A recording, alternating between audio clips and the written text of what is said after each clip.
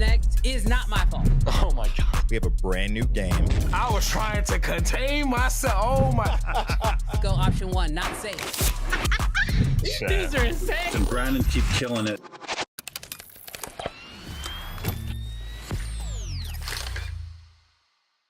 What's good, creative fam? What's going on? Y'all expect to see Brandon here. Jared says, oh, keep killing it, Brandon. Well, no, it's Justin. It's your boy. High energy, all capital letters. We here today. We taking over the stream. And honestly, you know what? Before we even introduce and get started with everything, I'm going to take this opportunity to, why not? I'm on Brandon's platform. Guys, listen. I also have an academy. I'm just playing. We're not gonna do that. We're not gonna do that, y'all. But I am super excited to actually be running this stream today, stepping in, filling in for my boy Brandon.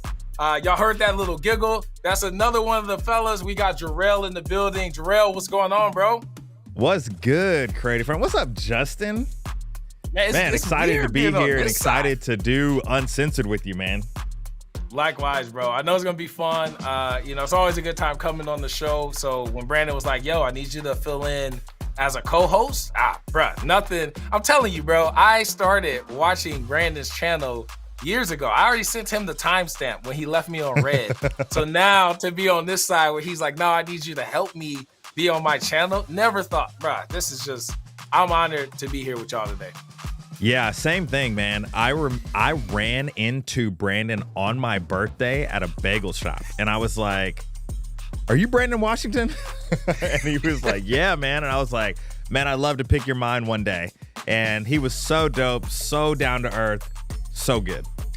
Yeah, that's dope, dude. And now it just comes full circle. He really is, man. So y'all, I know a lot of people in the chat, y'all watch Brandon's channel, y'all see his progression. But it's dope when you actually get to meet some of your idols, and they're just as humble and amazing in person as they are online. So that's pretty dope. Now, I know Brandon would want us to be done with all this mushy gushy stuff. We got some dope camera stuff to be talking about today. I was just about to say that. I was about to be like, all right, enough about Brandon. He ain't here. Why we giving him all this praise? He abandoned the show today, okay? He's gone. Today. This is us. He ain't here. He left us. You know what is here, though? You know what is here? What's that? Nikon is here. Let's talk about it. In chat, we put this in the poll. What features are most exciting about the Z6? And it looks like right now that internal 6K at 60 frames per second is the most exciting thing for you. But Justin, is the Z6 Mark III a powerhouse of a camera? What are your thoughts about it? All right, man. I'm just gonna be honest and say I gotta give my opinion with a little bit of context, right? We gotta talk just briefly. I'll try to sum it up because I get long-winded. But I started with the Nikon D3200 long time ago, right? Nikon, they definitely fell off the map in terms of video content creators, running gun filmmakers. Like, they didn't cater to that market. They were more focused on, photography, and they've been dominating, right? A lot of sports photography, all shot on Nikon. They've been crushing it. When I got hands on the Z8, I immediately was like, wait a minute, like this, they nailed it. They nailed it. Now, the only issue with the Z8 is that they didn't have the clout yet. They didn't have, that's an expensive camera, almost $4,000. You got to go into a new mount system. Like, that's a big investment for somebody to go, oh, Nikon? Like, they're still kind of on the fence.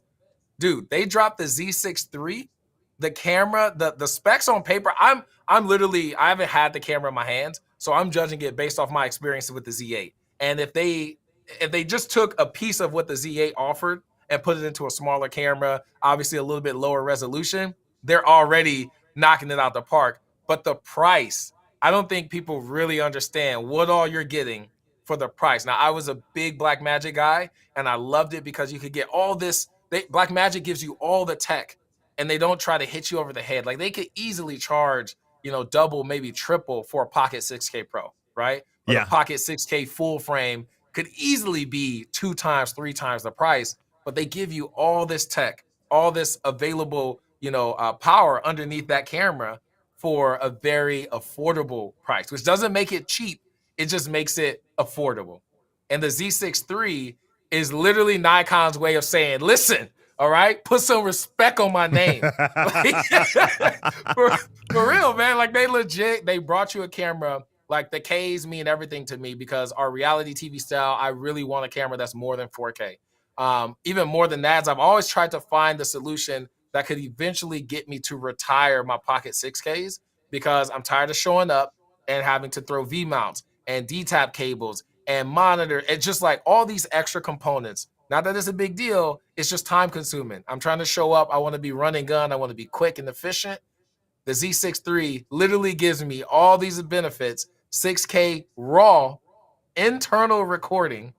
Yeah. Bro, like it's so much to love about it. And I feel like the people who are going to say, oh, it's a Nikon, haven't had the opportunity to use one of their newer cameras for video. Because that by itself, you'll be just like me. You'll be on the fence. And then like I told Nikon, like, look, I'm all in. I'm ready. Like this, take my money. You know, it's so crazy. You brought up so many good points. One of the crazy things is I think I can say this, I'm not 100% sure, but y'all, if y'all are excited about the Nikon Z6 at all, there's a good chance that you saw that Brandon's video production company shot a commercial for the Z6 Mark III. Nikon reached out.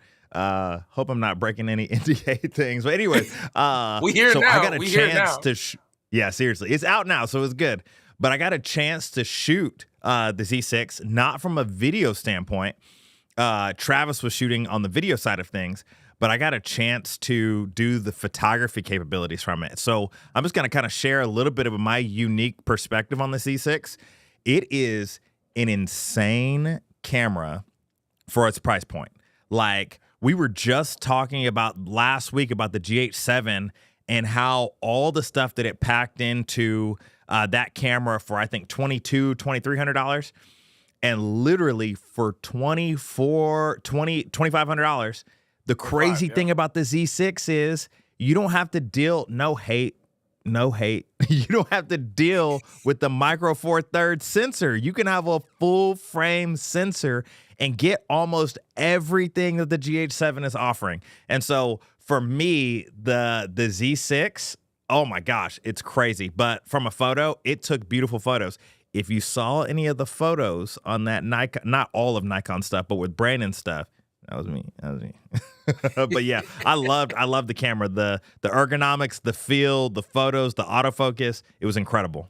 That's honestly a great point too, is that so when I got the Nikon, even my Panasonic, right? I've been shooting on manual focus for so long that any camera that's out right now has amazing autofocus to me. So I was just like, blown away when I got my S5 II. And then I was like, that was the only camera in my kit right now that I could compare autofocus to, especially like the tracking features and stuff like that. And again, I'm speaking from the Z8. So in my head, I'm assuming, and on paper and what I've been seeing like the other reviewers, talk about, is that it looks like they took everything that was good about the Z8, they pulled a few things out, and then they put it into the Z6 III.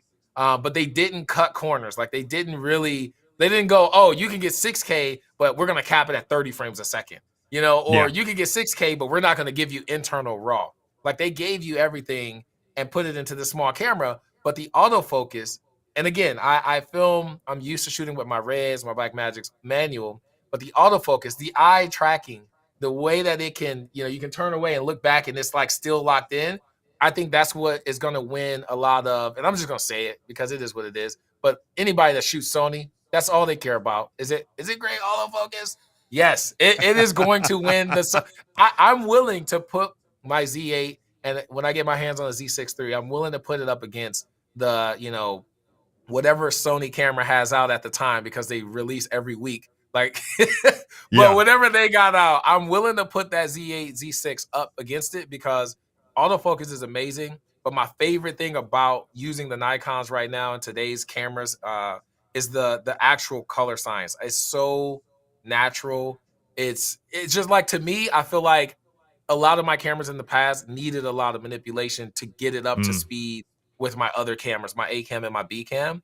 And the Nikon straight out of camera with just the conversion LUT in DaVinci is beautiful. Like it's not over sharp. It's very, like the saturation is very neutral. I don't know if I'm using the right words, but you kind of get what I mean. It's not, Oh yeah. it doesn't look digital. It doesn't look like they're trying to really enhance greens or they're trying to like make your blues super punchy and vibrant.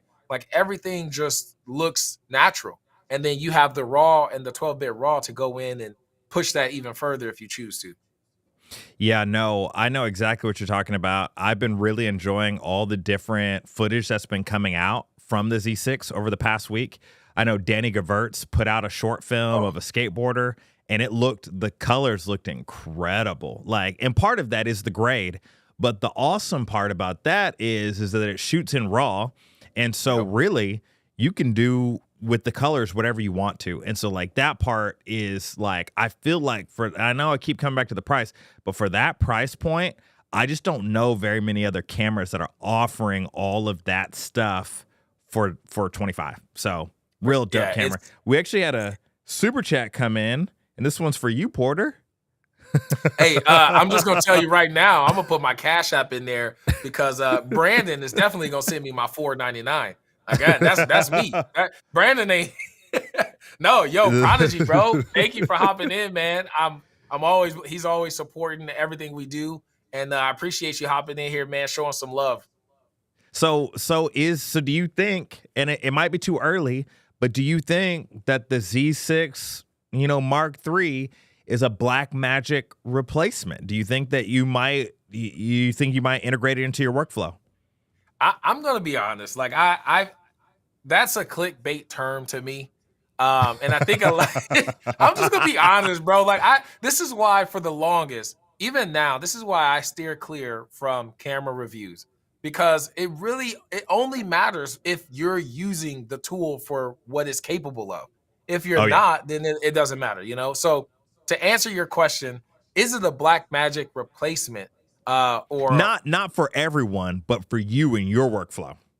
Oh, for my workflow, without a doubt. Yeah, my Blackmagics, they're available for sale right now at a really decent price. So I got 3 6Ks and I've got a bunch of EF lenses. So if y'all are looking for some really low entry, again, I'm using Brandon's platform. I'm just gonna be doing this the whole show. But DM me, Justin Porter Media, I'll hook you up. But anyways, no. So for me, the reason why it's a better option is that I'm looking for an unmanned camera solution that requires less setup and can manage at least pulling focus for me. At one point, like when I got my Blackmagics, there really wasn't any. I wanted raw. That's the only thing that's kept me with them, is that when I send my footage to my colorist, he pushes it. He gets everything to blend and look well. And the only camera up until now that really stood out was my Panasonic because it's 10-bit 422. And so for me, having internal raw with a camera that's going to last way longer than 6 minutes, because the battery life on Blackmagic is just, we don't even want to talk about that. Yeah, we don't even want to talk about that. But yeah, it's all inclusive. So I can get this one camera body. It's $2,500, which is arguably the same price. It's the same price of a 6K full frame, right? Yeah. If you compare numbers to numbers, it's right around that same cost. But now we're getting it all internal. We're getting fast autofocus. We're still getting 12-bit raw, compressed raw, and we're getting 6K up to 120 frames a second. So to me, and what I'm going to use it for, these are going to be tripod unmanned camera angles. I want to just be able to set it down, give it a box, okay, focus on this area, and know that if they move a little bit, the camera most likely is going to pull that focus and fix it for me. So to me, it's a no-brainer. It's so crazy because I feel like Blackmagic kind of paved the way. Like back in the day, like super affordable cameras at like giving us B-roll. And I feel like that's dope, but I love how they have just pushed the industry. Like now all of these cameras, now including RAW in their workflow. Like I just feel like this is like such a dope time to be a consumer of camera gear. I agree. And I think what we're seeing now is we're actually seeing products made for us. Like a lot of brands, like for example, I'm only picking on Sony just because they drop every camera every other week. But like I feel like before there was a time where like companies would just do things that they would go backwards, right? Like they would, like for example, when the R5 dropped, and it's like, oh, we know that it's gonna overheat in 8K if you shoot in 8K, and it's like, well, why even give it that capability if you know it's gonna be a limitation? And Blackmagic started, every time they drop a camera, they're trying to give you everything that they have in tech at that time in that camera body without going, oh, we're going to charge more. We're going to fluff the price just because it's, it does this or it does that. And now we're starting to see that kind of trickle down, like with Panasonic and the GH7, whatever the new one is, and it offering different things, right? Like the RA log and stuff like that. So we're starting to see the advantages for us as creators with these products. They're not just pumping stuff and being like, oh, this is just a firmware upgrade, but we're going to call it a whole new camera and make you go spend another $2,500 for it. No, that's cool. We had another super chat come in, and dang, Brandon owes you $15 now. Yeah, we collected. JPM Academy in the house. What's your opinion on the dynamic range of the Z6 III? I'll say this: Brandon has so many thoughts on this camera, and he's actually going to be sharing them next week when he gets back, because he's shot with it. One thing that we have to say, is we shot on a pre-production model. So I don't even know, man. Has it been like 2 months? Has it been longer than 2 months now? So I know that I'm personally excited when the actual production models ship. I want to get my hands on that camera again. I know for me, like, I'm looking at several different camera purchases in the next couple of months. And so the Z6 is definitely in mind, especially for the one that I was able to shoot with. But yeah, it'll be interesting to see what they improve upon. But from what we see in the reviews, things look good.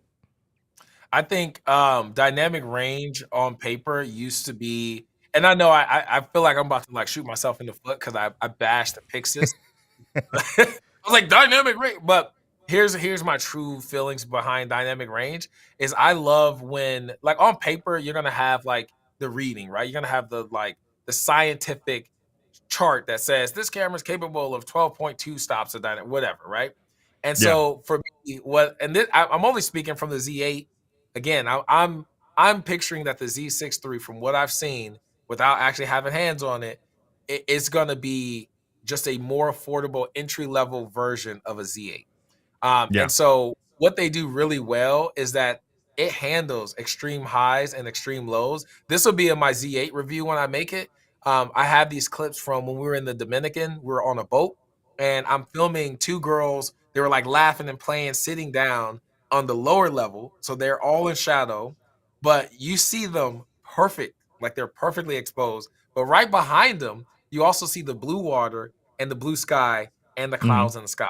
It like handled, of course, I was still using ND filter, so we had that advantage, but the way it handled the extreme highs and the shadows, I think I think on paper, whatever they're saying, I think it's capable of a few more stops in certain situations. And so the Z6 III, again, I haven't shot with it, so I can't fully answer that question, but I'm just envisioning that it's going to have similar results as the Z8, especially with Nikon's effort in kind of winning over this market. I don't think that they're going to go produce a camera and then it's like it falls off in so many important categories. So that's my opinion.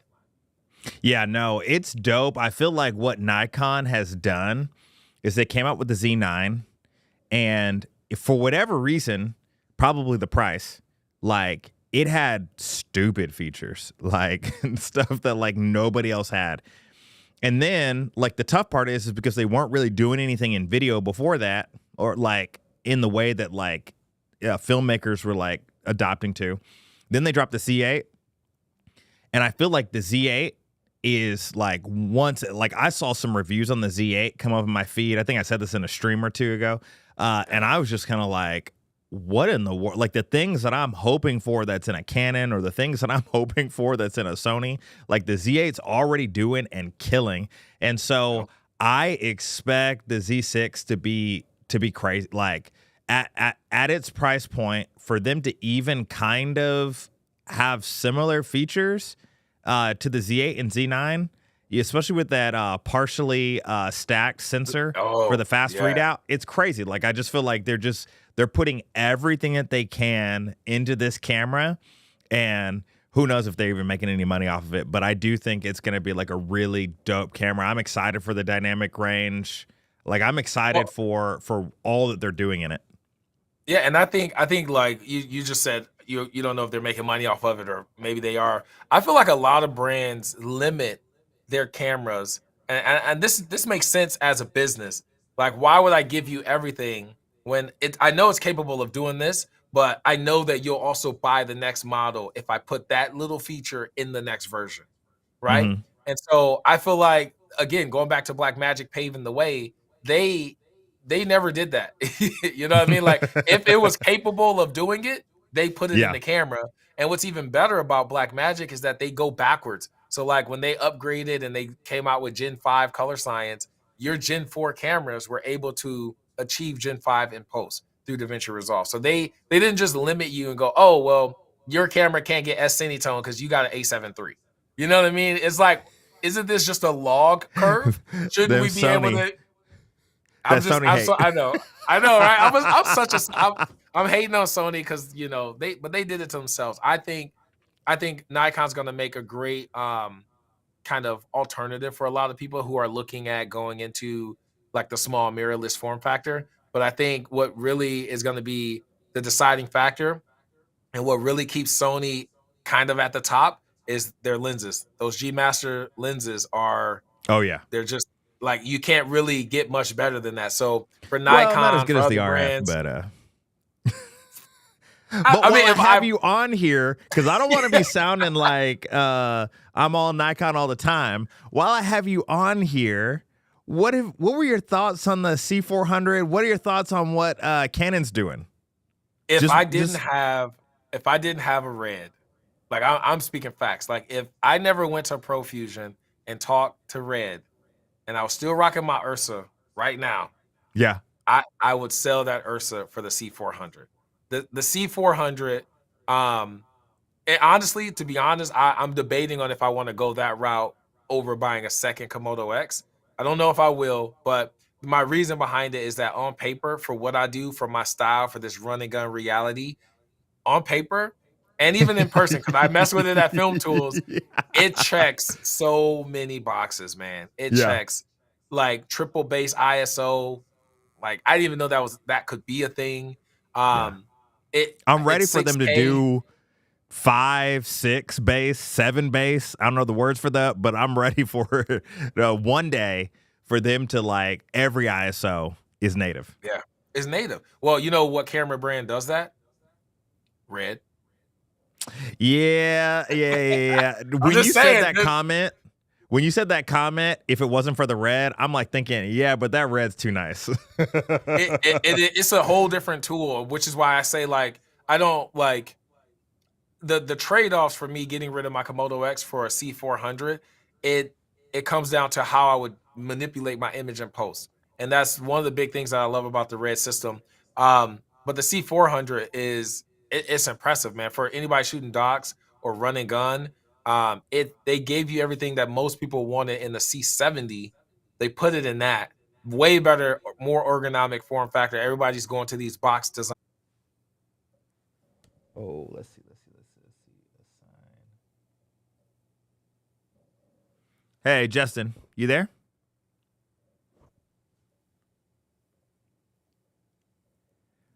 Somebody let me know in the chat if we're still on.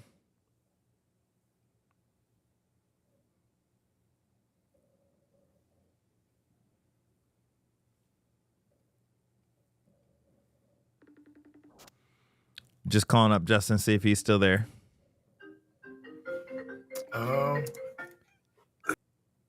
Oh. Hey, I could hear you, Justin. You still there?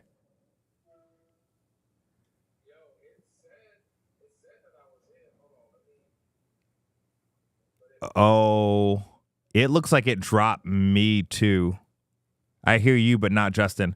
Okay, so that's good. All right, chat. We're gonna work on getting Justin back up.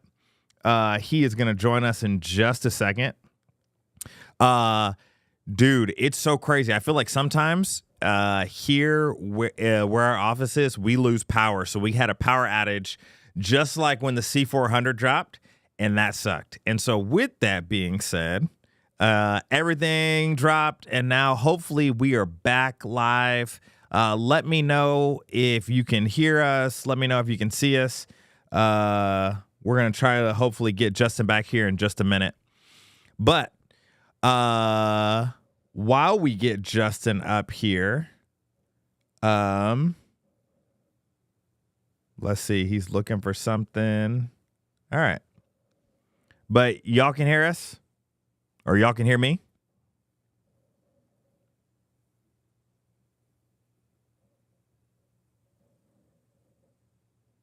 Can you guys hear me? Okay, dope. Oh, yeah, you can hear me? And you see me in the chat? Or you see it live on YouTube? Okay, perfect. All right. All right, the show must go on. Jess is going to be in back soon. Well, I'm just going to kind of give you a little bit of my kind of like concluding thoughts about the Z6. The dope part for me about the Z6 is really the autofocus and the glass combination. I got a chance to shoot on the 85, and it was just a genuine, like, beautiful, beautiful image. Getting in, being able to edit with it, like in Lightroom, one of the things that just blew my mind, especially with their Nikkor lenses, was just how clean everything looked. Like we got a chance to shoot Brandon and behind the scenes content, but we also got an opportunity to shoot his son, and just the way that the camera, like the depth of the image just looks so good. And so I got a chance to shoot just a tiny bit of the video footage. And I believe we shot almost everything in 6K, and we shot everything in RAW. And man, that camera, it was just really good. And so I don't want to steal too much. If it feels like I'm kind of stalling a little bit, I don't want to steal too much of Brandon's thunder. Brandon has so many thoughts on the Z6. He's going to be sharing them next week on the live stream. Can't wait for him to get back. And so, but yeah, so really excited about the Z6. There's been a lot of stuff that has recently dropped. And we're going to talk about a few of those things as soon as Porter gets back on. Porter, do you need a new link? Yeah. Let me send that to you real quick. Hopefully get you on there. All right. Give me 1 sec, chat.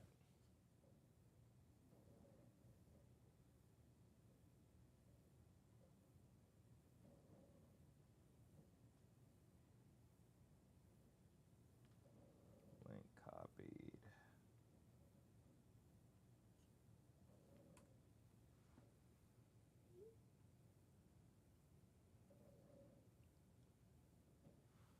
All right. Hopefully we can get Porter back in here now.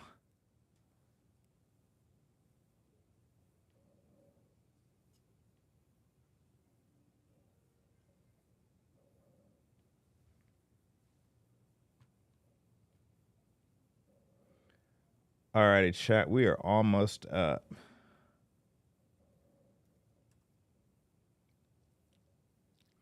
All right, let's see.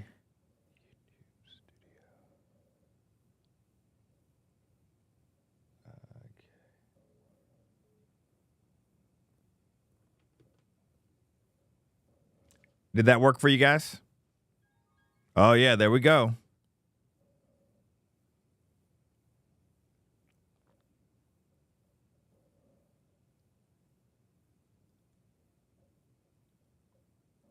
All righty, let's switch to you.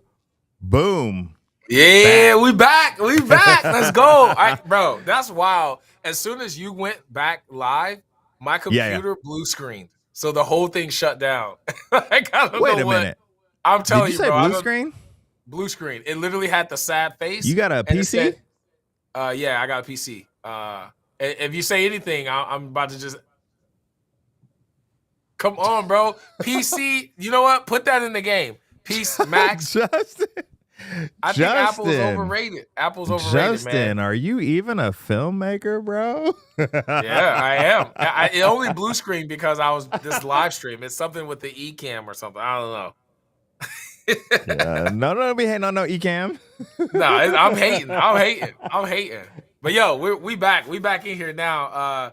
And you know what? My one of the guys that's in my academy, Evan, always cracks jokes because I always got a live stream technical difficulty, and this wasn't even on me. It wasn't your fault. It wasn't, but then my computer shut down, so it was like, I still ended up with an L. Yeah, it's my fault. It's my fault. All right, let me see. I'm trying to find the actual. Oh, there we go. Are we in? It's so. Oh, okay. We good. All right, we're in. Yeah, we're good. We still have 57 people in the chat. Hey, we appreciate you guys. For whatever reason, we have technical difficulties. All right, so the last thing you were saying, Justin, was how incredible the C400 was. I think that's where you were. Yeah, that's where, and maybe that's what happened. Like Red and Nikon heard me talking about that camera and was like, you know what, in this stream, like.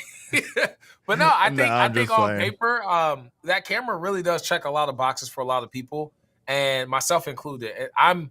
I like the look of my Red. I like where I'm at. Put it that way. I like where I'm at, and I don't need another A cam. That's what I see the C400 as, is an A cam.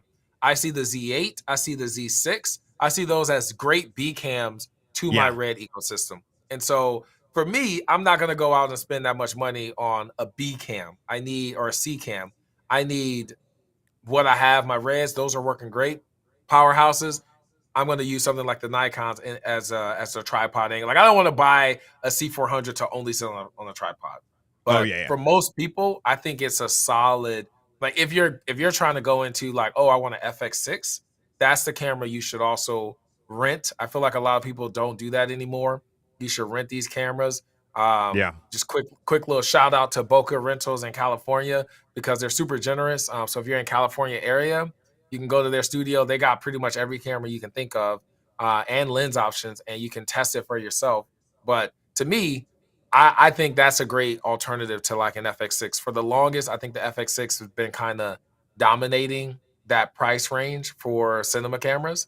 I don't think there's too many things. Like even the C70, it's like, it's okay. But I think the C400 is like clearly the winner. What'd you say? It's okay. It's like, no, I'm just playing. All right. It's okay. This takes us to our next segment.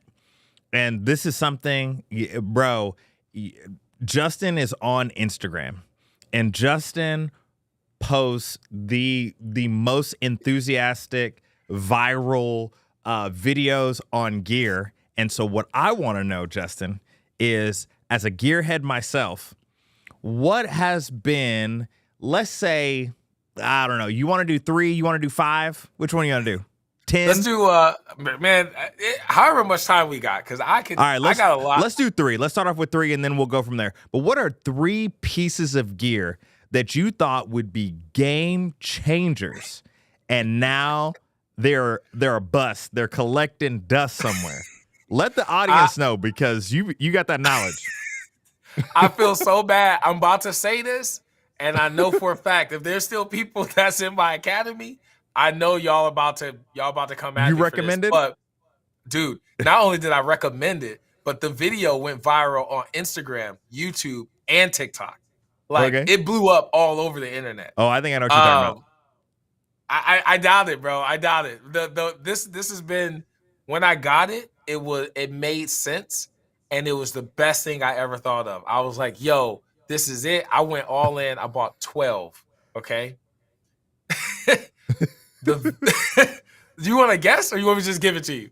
Oh, well, people in the chat 12, saying gimbal. I'm gonna say it was an audio. Was it an audio thing? Nah, not an audio thing. Okay. You won't guess it. But it's the Varipole, bro. I took it to a wedding. I used the Varipole. I made a video. It made so much sense. Like, Justin, thank you for that. Hide these stands. I was about to get one, bro, because of you. It makes sense for certain things, but because I was like, oh, I'm gonna take these to weddings, I'm gonna hide my lights, I'm gonna do this with it. Man, I kid you not, I got in my van, I've got a box that's got 6 of them. The other ones are in my garage. I've got 6 of them that they're literally just taking up space in the box. I take them every wedding because, Send them to me, dog. this will be Send the them to me, one dog. I'll use it. Say no more. Say no more. They're great. They're great for studio stuff though. Like if you need it, to tidy up, like you don't want to use light stands, they're perfect for that. But the way I was planning on using them, I actually prefer using my flat base, my umbrella bases. They're just it's the same small footprint. They're quicker. The Varipole, you got like if you had to make an adjustment, that's the thing that drives me nuts. If you got to make an adjustment, you got to like pop it off, lower it, and then eyeball it, and then go all like, dude, it's not something for efficiency. It's something where you set it and it's going to be like that. You're good, like studio work. So that's like my number one thing. I pushed it so heavy and so many people like still right now, like when I first made that video, I think my first payout was like $800 from B&H. And it was from Varipole sales, like commission sales from Varipole. And so like when you say like the number one thing, like, dude, I thought that was it still is a good idea for certain venues. But for me, they've been just sitting there. Like I haven't used them at a wedding since I made that video that went viral using it. That's dope. Let me see if I can actually pull this up real quick because we got Mr. Camera Junkie. For him, it was the gimbal. You know what, Mr. Camera Junkie? I do think that the gimbals have been, maybe overused. But it's still got a place in my workflow. So, like, I love my RS3 Pro. What about you, Justin? I think I always buy the newest DJI gimbal. So either way, right? I always upgrade it because the algorithms do get better and the stabilization gets better. But I agree. Like I think most people show up or they start filming and they want to find a camera that shoots in 120 frames a second. They throw it on the gimbal and then they just run around all day with this super smooth, extra slow-mo footage. So it's overplayed. I don't think gimbal shots are utilized the way it's used in like films. Like when they want a tracking and a steady shot, it's intentional. And a lot of us filmmakers, we just like, oh, I gotta go shoot this commercial at this Muay Thai place. And then they show up with a camera on the gimbal. And it's like, you're filming fighters. Shouldn't this be more action-y? No, I'm gonna shoot it in the gimbal. And I'm also gonna shoot it in 120. 4K 120. Yeah, like, so, but LiDAR is a reason to upgrade to the 4. Like, y'all probably seen my video.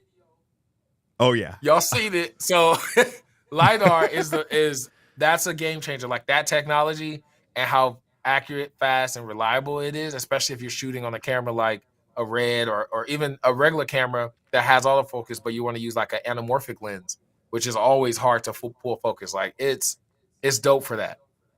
So for me, the law of diminishing returns. So my first like lens that I bought that didn't come with a kit was the 50 1.8. Dope, $125 lens. Dope. Yep. I thought, man, I needed to level up. I need to get the 1.4, 50 1.4. And it was also dope. Then I was like, man, we got to go all the way. We got to get that 50 1.2. And to me, while I love the red ring, I love the flex, I use my 50 never. So it's a great lens. It's a great lens. But to me, I'm more of a 35-85 shooter. 35-85. At least me before mirrorless. And so my 50, it gets almost no love. And the EF 50 1.2 is soft. It's my softest lens. And so that one is collecting dust. I don't think it's a bust of a lens because 50 is my favorite focal length, especially since it's what I started off with. But sometimes going to the max on a lens, it doesn't always provide like the max amount of look. You know what I mean? Like if you're already shooting on a prime, going up to that 1.2 may not give you the 10 times the price, the 10 times the look. So that was for me. What's your number 2? I actually was going to say that. If you punch full screen on me real quick, you'll notice we've got 1, 2, 3, 4, 5 lenses that are just chilling back there in the background. And then you can't see it over here, but we got another 4 that are chilling over there. To me, I feel like my second purchase or just like piece of gear that I thought I absolutely needed that's gonna just make everything better was thinking I needed a new lens. I love my Irix lenses. I thought they were great when I had them. I still got one that's chilling over there, or one's over there, one's over there. Like, I love them. They're great lenses. But that was the thing that I kept feeling like what you said. It was like I use it never now. Like I thought, oh, I need this 150 millimeter macro. I'm gonna be getting these macro shots gonna look super cinematic. I haven't taken that lens to a wedding in probably a year and a half. And so there's a lot. What do you use? What do you use then? Like what's your gets the most love? Oh, most love the 24-105 f2.8. The 2.8. That Canon lens is the lens. Like that's what everybody said. Oh, I would love a 24-105 2.8. We got it, and it's dang good. Like like I almost cussed. I didn't want to cuss, but bro, it's that good where I'm willing to cuss on live because it's that good. It's not too sharp. The edges look great. Like there's very little chromatic aberration. Like I really haven't even noticed chromatic aberration. The focus ring is like dampened. So when you turn it, it doesn't feel like a regular photo lens where it's like whipping, it's clicking, actually like it's smooth. Like it feels like you're turning it a cine lens. It's got the stepless aperture ring. It's got the control ring at the front so you can program it to do whatever you want. It's got the custom buttons, stabilization. I'm telling you, they put everything they could in that lens. And to me, that's what stays on my red unless I'm doing like an interview and I throw on the anamorphic. But all day, one lens, I'm good to go. What lens were you talking about before that you were like, these lenses are so dope? And I was like, RF? RF? Before the power outage. outage. The G Master. The G Master. Oh, yeah. Ain't nobody caring on G Masters. Nah, dude. Like, in terms of like, I think in glass, like, I feel like Sony would make a lot more money if they were like, yo, G Master available in, like, I don't know, EF mount or something. I don't know. Like, if they released it for everybody else to use, I think it looks good. But then, I don't think I would trade it in for or replace my 24-105. Like, that's the lens that all the other brands need to try to, like, stop producing 24-70s. Sigma dropped that, like, I don't know, what was it, 24-45 or whatever, f1.8. 1.8. Throw that out. Like, just get rid of it. You should have made a 24-105 f2.8, and you would have blew up the industry because that's the lens that's missing from all the other ecosystems. Oh, yeah.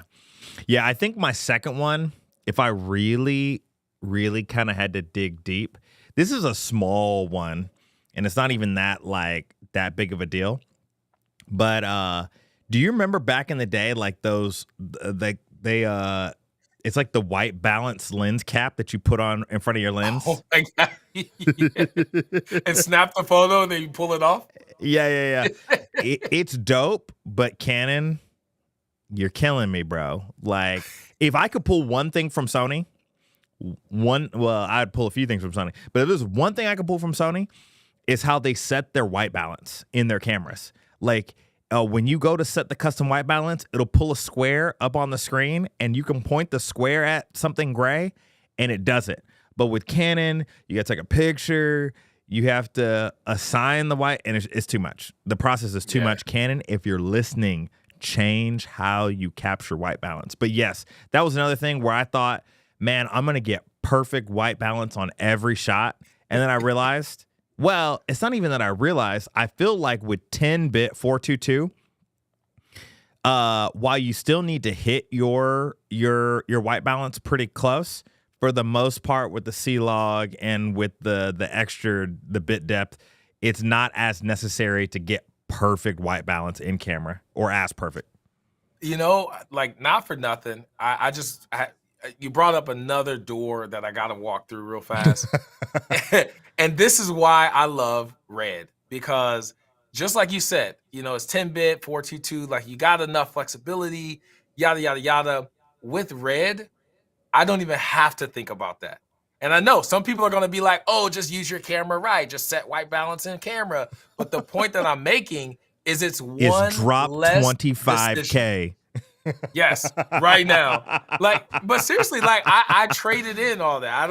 It's one less mental decision. I can show up. Yeah. I can put this camera into a teenager's hand and tell him to go shoot. and they don't got to worry. Oh, what's ISO? Like, no, you don't got to worry about that. Oh, what's white balance? You don't got to worry about that. You know what I mean? Just go shoot, and that's it. Just go shoot. So I had to walk through that door because you're dealing with white balance issues, and I'm over here filming the whole wedding at 5600 because I can. Just saying.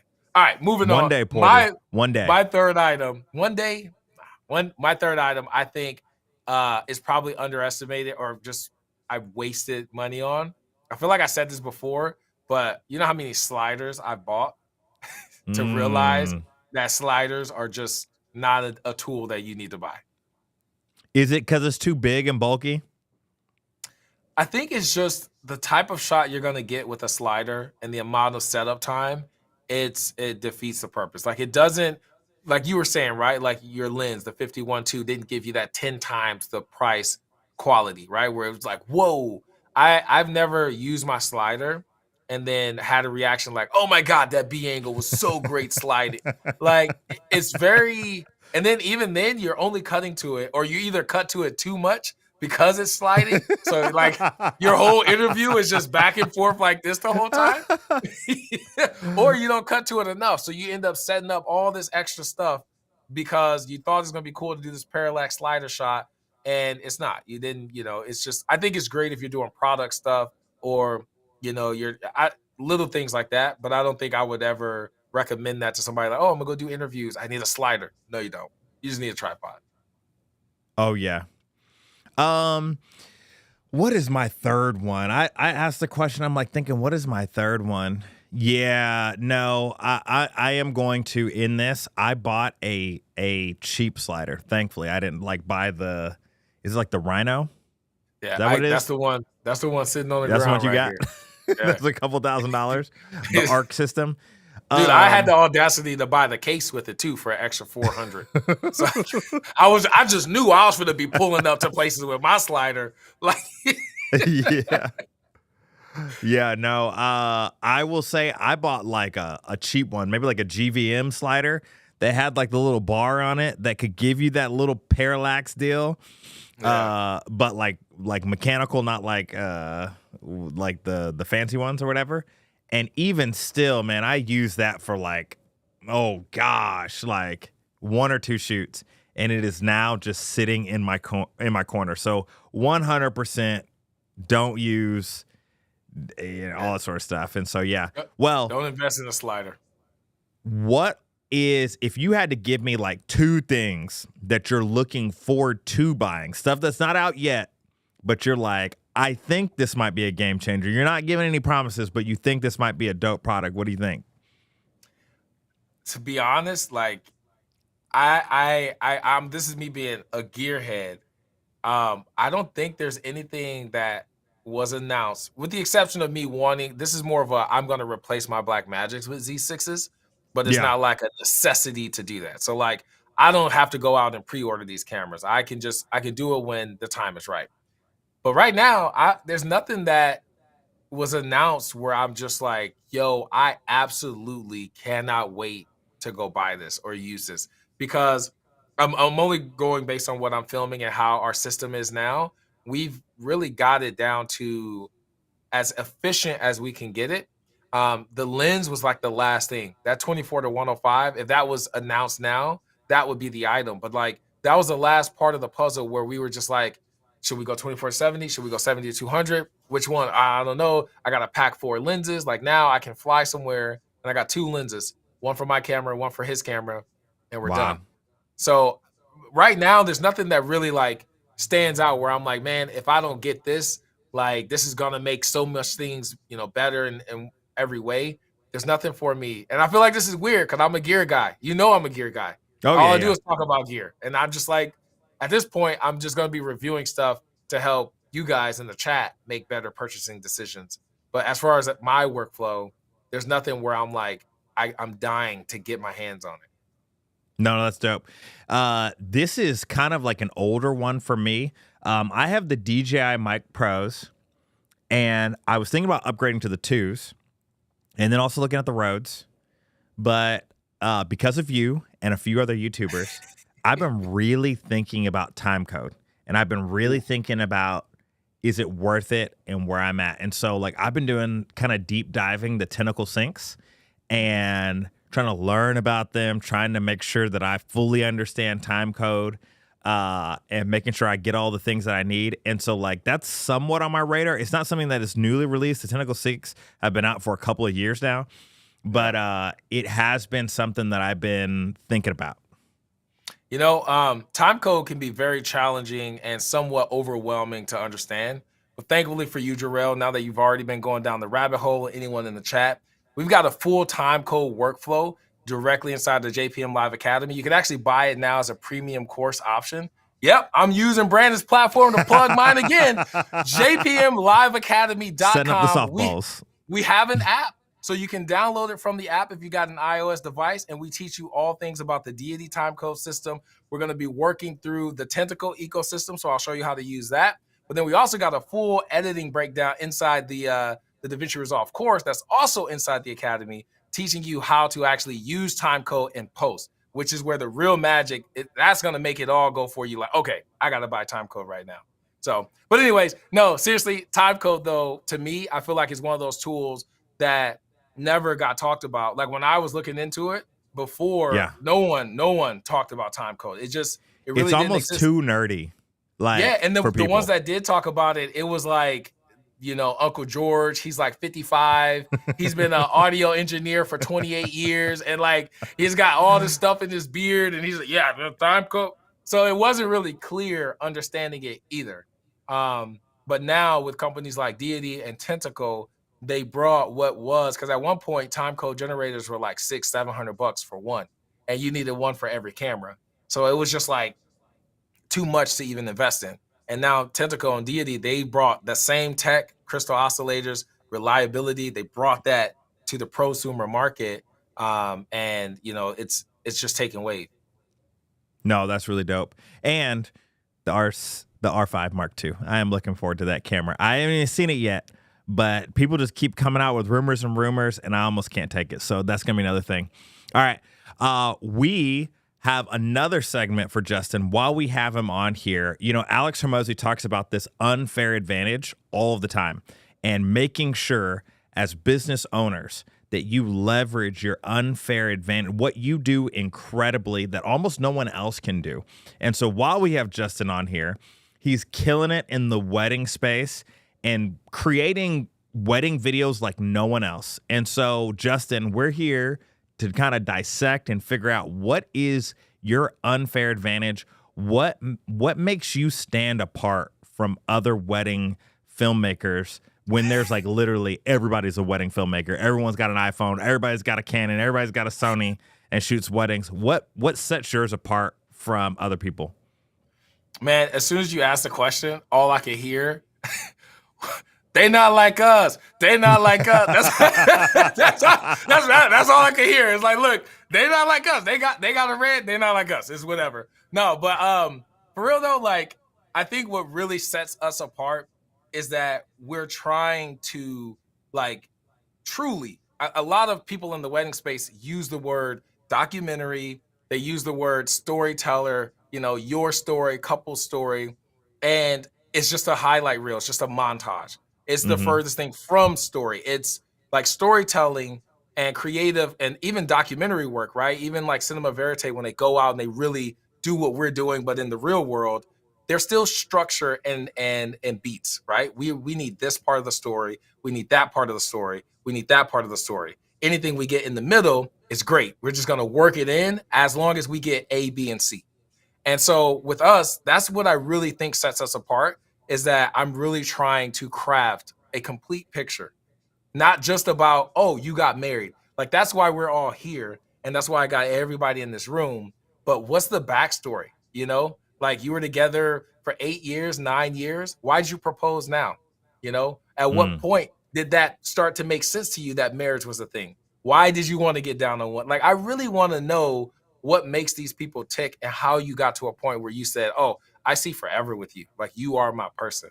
But then take it a step further and try to understand, because every family is going to have these feelings and these different emotions. There's different backstories.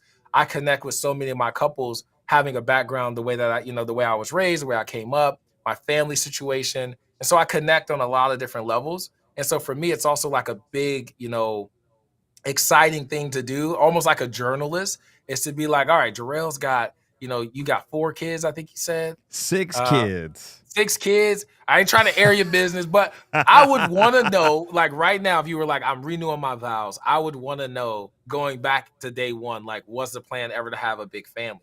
Because that's a big part of your life now, is that you have a big family.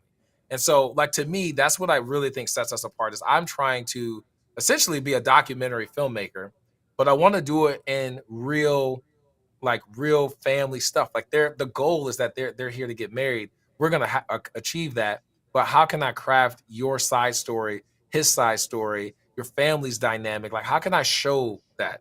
How can I preserve more of that for you, while at the same time, maybe you learn something, maybe you hear something that you didn't know, or this is just real situation. Like, my wife is white, and so I always wanted to know. I talked to her grandma one day. I was like, hey, were you ever hesitant? And that's a real question. And I'm like, if I felt that way, how many other interracial couples go through things that, yes, is great and insightful for them, but if we can put that into a film, other couples could see that and now get inspired and go, okay, we can make it. They did it. We can do, you know what I mean? Like, it's like, this is the psychology part behind it, but it's just all about the story. I feel like I really want to do documentary work, but I want to keep it within the wedding space because I think it deserves more than just a montage. Yeah, no, Justin is being extremely humble when he's like, I'm trying to be a documentary, filmmaker. Man, this man makes films like nobody else. And so I get the sentiment of where you're coming from, of you're trying to collect more of the story. But just in case there's somebody on the live stream that hasn't seen your channel, that doesn't know the type of wedding filmmaking that you do, tell people a little bit about your process, gear that you use, microphones. How do you actually go about doing what you're trying to achieve?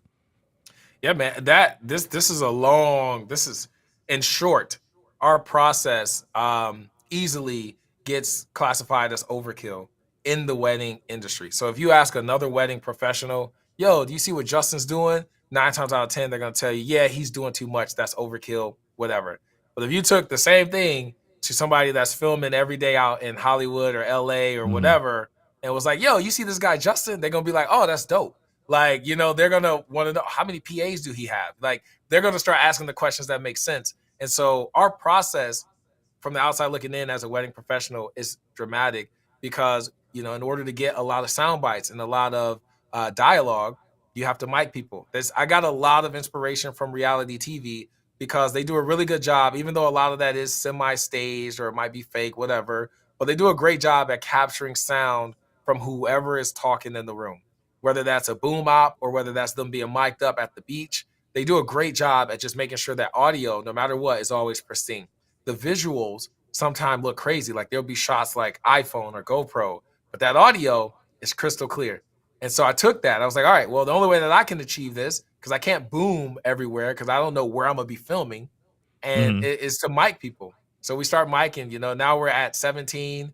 Deity should be releasing the PR2 soon, so we're going to grab some of those. But we mic people. We mic 17 microphones. 17 at right recording now. at one time? At one time. But time code. That's how we do it. So again, though, like, for my process to be what it is. I'm going to do the stereotype. Justin is doing a lot.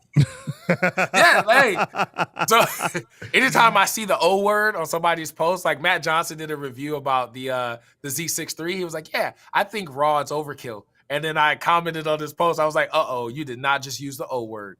Like, because I don't know, I just be like throwing jokes about it. But nah, man, it's just like our process for storytelling is, if you watch any behind the scenes of someone on YouTube that's filming a documentary, we're almost in the same footsteps, the same idea, the same, pre-planning and trying to understand the story, game planning. And we still throw new ideas up.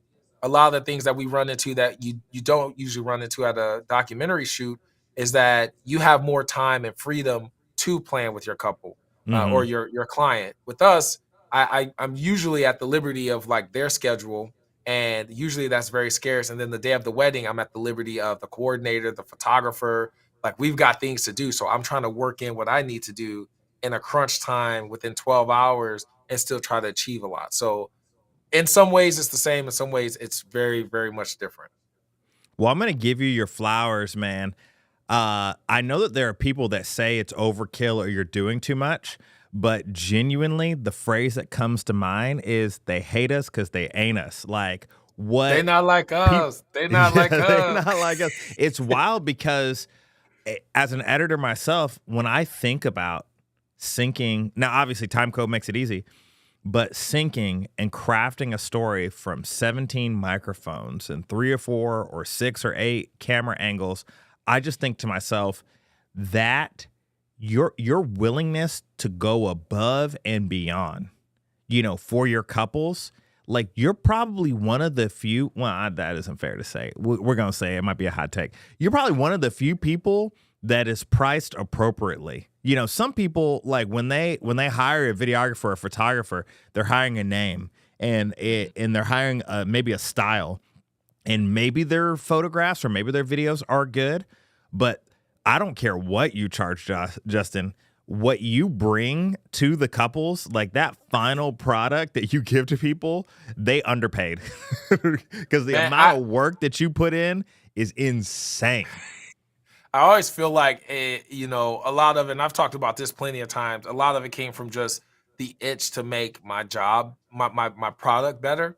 Like if you're a painter, you just want to paint. You just want to make great paintings. You just want to do it, right? Like you're not too concerned with any of the steps it takes to make a great painting. Like, oh, I got to mix my own colors. You're going to do it because you know your painting deserves that. And that's kind of how I feel about my films is like, people are like, man, that's crazy. You spend all this time color grading. And it's like, why can't my films look or feel like you're watching a Netflix show? You know, and that's my thing now. My obsession now has been lighting. Like Alex and I, we've been like, all right, bro, we're doing interviews. We're going to set up interview spots. But instead of just running gun, we're going to put the camera on sticks. We're going to grab a light. We're going to, you know, throw some diffusion up. We're going to do whatever we can to make it look, to pop it, to really make it look good. And that's just an extra step because there's times where I'm like, man, dude, I don't want to do it. It's the end of the night. Let's just wrap. And then Alex is like, nah, dude, we're doing it. We're lighting it. We're getting this going. This is the we're in the home stretch. And so for me, it's just trying to make, like, one part of it is like, yeah, I want to tell great stories. The other part is like, I love filmmaking, but why can't my wedding films feel and look like something that's big budget, that's in, you know, like on Peacock or a reality show? Like there's reality shows that are shot like really bad. And I'm like, at the minimum, that's my bar. Like bare minimum, I want my films to look like that. Like the worst reality show is where my film should be, because in my eyes, that reality show is still published. It's still on networks. It's still streaming. And there's no wedding content that's at that level. So why can't we get a wedding film to feel entertaining enough where it can be at a level of like, oh, let's put this on Peacock or Tubi or whatever? Well, it is. Like, I'm not the network, so like I don't sign the deals, but I will tell you, I do not watch anybody's wedding films. Like I'm never on YouTube for a couple that I don't know and just watching their wedding film. But man, when I ran across your content a year ago, I literally, like 20 minutes in, I am still watching these people that I do not know, and I am laughing, and you know, sometimes I'm crying, and I'm just like, what in the world? And that's the first time that I had any experience of you and your channel. And like, to me, if I could sum it up to what your unfair advantage is your willingness and your passion to do whatever it takes. And so few people have that in any area of life. Most people try to think, what's the most efficient, or maybe what's the easiest path? I feel like your unfair advantage is you're going to do whatever it takes to capture the best story. And one day, Netflix, just speaking it, Netflix, your wedding films are going to be on there, or whatever, Prime, whoever. I'm waiting. It's going to happen. I already know. Like I feel like, you know, God's going to open doors for us when the time's right. And all we need to do now is keep focusing on our process, really polishing the look, and just getting things to a point where we know exactly how we would produce it at a larger scale. But I'm very hopeful, man. First, I'm blessed to even be at a position, because I never try. I say this all the time openly. I was not trying to be an influencer. I was not trying to be that guy that people came to for education, and it just happened. Like one day I was figuring it out. Like, I want to try this. I want to do this. And we'd make a video, people would respond, and then before you knew it, we're at this level where everyone looks at our films for inspiration to try something new. For that little word of encouragement, like, yeah, you can go out and take an easy rig to a wedding. You can bring lights to your wedding. You can interview your couple, giving them kind of like that permission, if you want to say it. I never expected that. So that already is a huge milestone for us. Is just being on that side of it where, you know, we can help inspire other people to just push a little bit further with what they're doing. That's dope.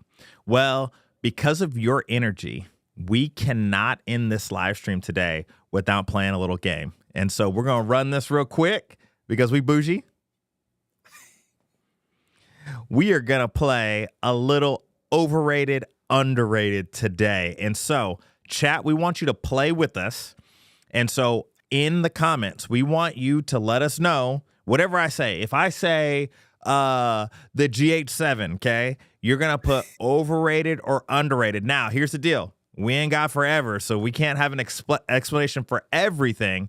But if you feel passionately about it, we want to know, Justin, why you feel passionately about it. So with that being said, in the chat, write down whatever. If I said GH7, you write down GH7 and you write underrated or overrated. We want to know from you guys what you guys think.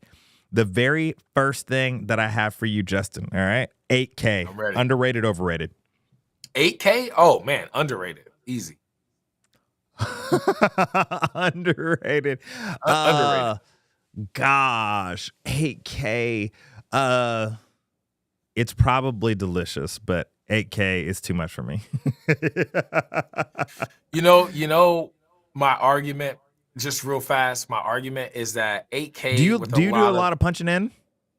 Oh, dude, do I?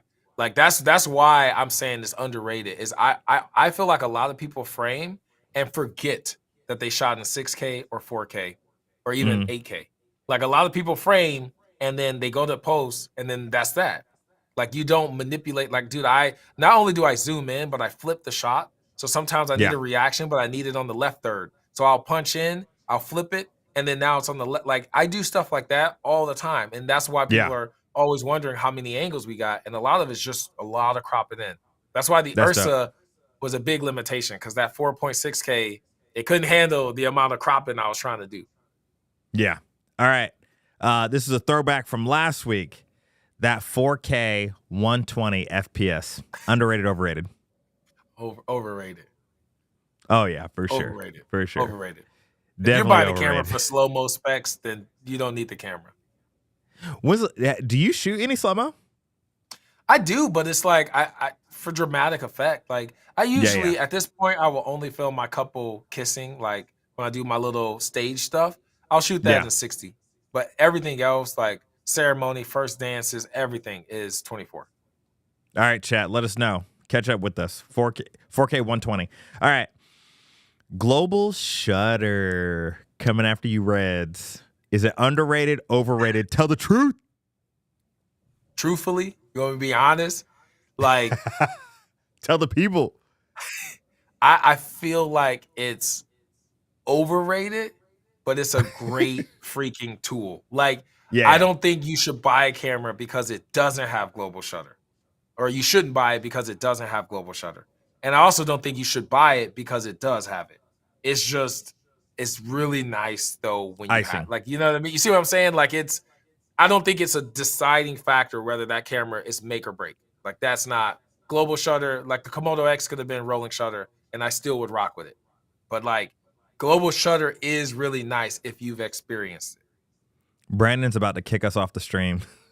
Yeah, we never getting invited back. Yeah, we ain't never getting. He's like, you're fired, Jarrell, and Justin, never see you. No, it's so crazy because like, and don't get me wrong, one day I will have a global shutter camera and I will even enjoy it. But I feel like the type of shooting that I do, I don't have to worry too much about that jello, the wob. Like I don't feel like I have the rolling shutter issues, at least in my cameras that I use.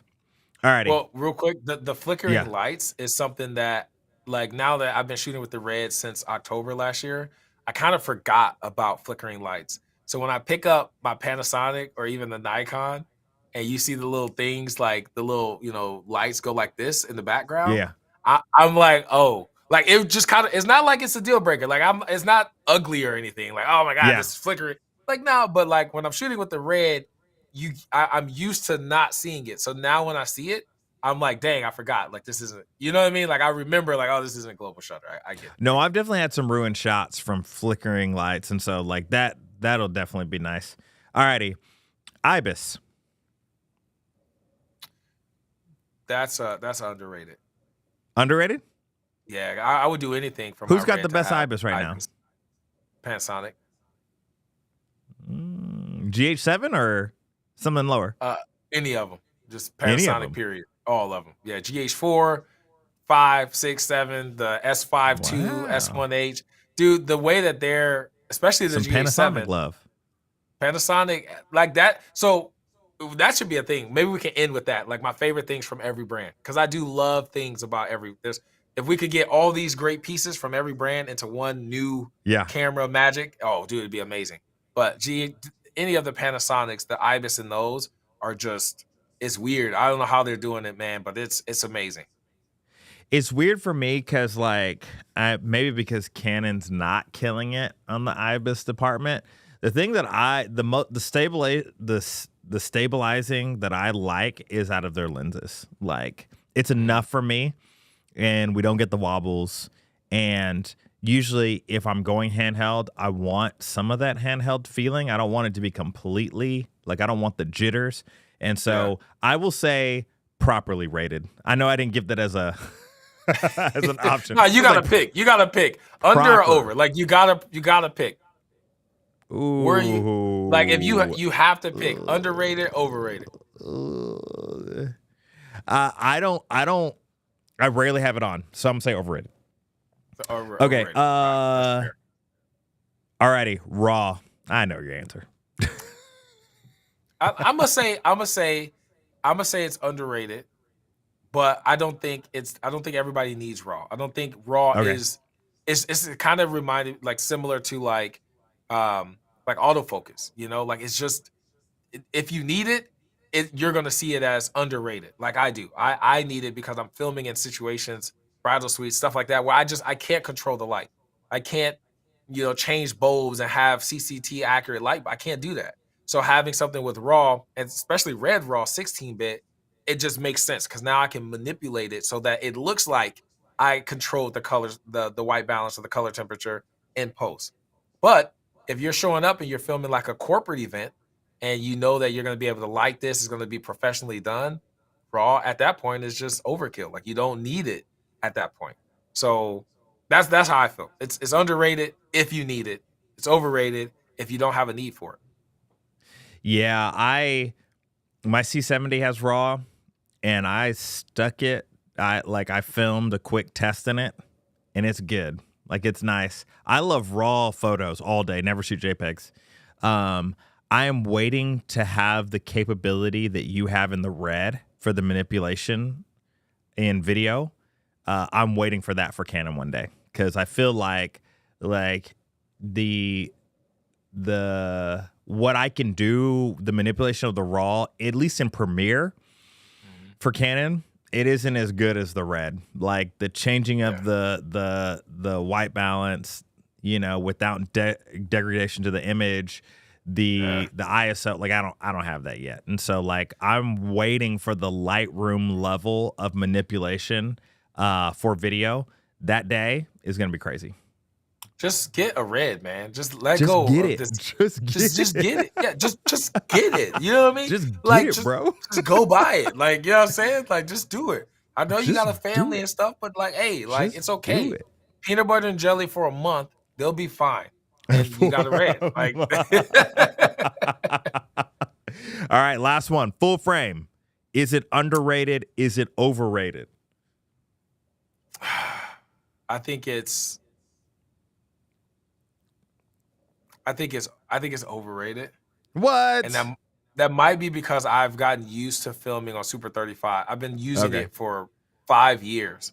So like You know, I haven't had a full frame camera since my Panasonic S5 II was my first full frame camera in like 3-4 years, and then now the Z8. So it's like it looks great. Don't get me wrong, it's amazing. But I figured out how to use my Super 35 with its limitations. You know what I mean? Like I know that I need lights. I know that I got to have an extra little bit of a kicker light if I'm going to use this at 2.8 or f4, and I know that I don't have to with full frame. So I think it's overrated. Yeah. No, I love full frame. I will say I do think people make too big of a deal over Super 35 and full frame, especially with speed boosters.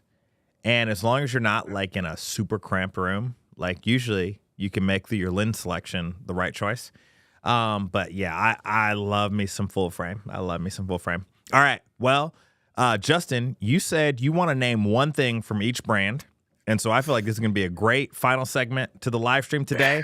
You got to get out of here in 4 minutes. So give me, we'll say the brand. You'll say your thing. I'll say my thing that you love about the brand. Let's start off with Canon. Canon? Definitely is going to be color science. I think color science. I think Canon's colors, straight out camera, unedited, to me, and this is me also saying that I love my Nikon color. I think Canon's got the box with that. They're killing it with that. All right. Nikon. I'm new to it, but Nikon, I'm going to say, dang, that's a tough one, man, because I want to say colors, but I also want to say like maybe just price for feature, which isn't really a thing. So let's come back to Nikon because Nikon, they're too new. Like they're new in the game. I can't honestly say like there's one thing that I'm like they gotta have. Maybe raw because their raw is better than Canon raw light and B raw. I tested that already. Mm-hmm. That's dope. So raw. Let's do raw. Panasonic. The Ibis, Embody, Ibis, easily. Yeah. Pentax. Come on, bro. Hey, say something good, bro. Say something good, bro. Don't they make like the Insta cameras, like the snap and goes? Like that's the best features. I get my print on demand. Like Fuji. Fuji, I'm kind of with Fuji in the color area as well. Maybe if there was like this epic camera that had a color profile from Canon and Fuji, I think they together could do something really great. That's pretty much it. Sony, absolutely. I don't care what Sony camera it is. I don't care what A6400, 7S3, A4, A1, whatever. Every single Sony camera I've ever used does crazy well in low light, even if it's not ranked for a low light camera. I don't care what it is. 6400 ISO, 8000 ISO, the camera freaking just dominates any other camera at that same ISO. And so to me, whatever they're doing, I don't know if it's the sensor, I don't know if it's some magic stuff that they're doing in the, processing when the shot is being done, but their low light, if you can put that low light into like a red, ooh, bro, man. So Sony's low light to me is like they take the crown, maybe, and autofocus. All right, big boys, red. Raw, R3D. Give me R3D and a Nikon Z6 or Z8. It's a game changer. Like it's a wrap. It's a wrap for everybody. selling the Komodo X. I mean, I own it at this point. If I was still making payments on it, then Like if I was still making payments, I'd sell it. But like I own it. Like I'm not gonna get rid of it. But I'm definitely gonna buy this Z8 red R3D camera. Like I've definitely buy that. And Ari. Everything.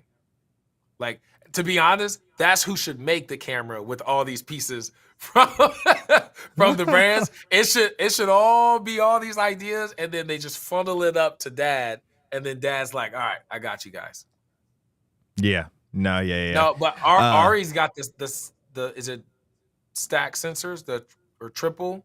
I forgot how they're doing it because it's like they have it's like 4 sensors vertical.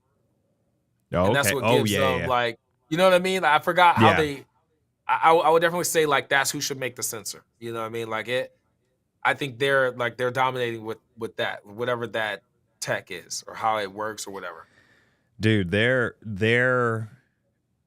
highlight roll off, their colors, their dynamic range, like watching a video of Potato Jet having an old Ari shooting inside a car through the front window, through the windshield, like showing the front windshield too, and the person being the dynamic range, the person being properly exposed, and the window not being blown out. I was like, dang, that's why it's 60. Yeah, but also, dude, that Raptor X. I'm not trying to be with like the extended highlights, bro. Now you're talking about something that, and it kind of varies depending on your scene, but like the Raptor was already so hard to, clip. And this just gives you like, I think it's up there with Ari in terms of like dynamic range. I just don't think it's, global shutter. Like there's differences, obviously, right? Like 25K, 60, 70K, but like that tech being available for that price, that just means like there's gonna be more ideas in the pipeline. That's just gonna push that even better. Oh yeah. And that's all dope, processing man. Too. That's all just like under the hood, kind of processing. It's dope how they're doing it. Dope, man. Well, Justin, it's been such a fun episode with you. I know I've already kept you 2 minutes beyond. This man's got to get on a flight to California.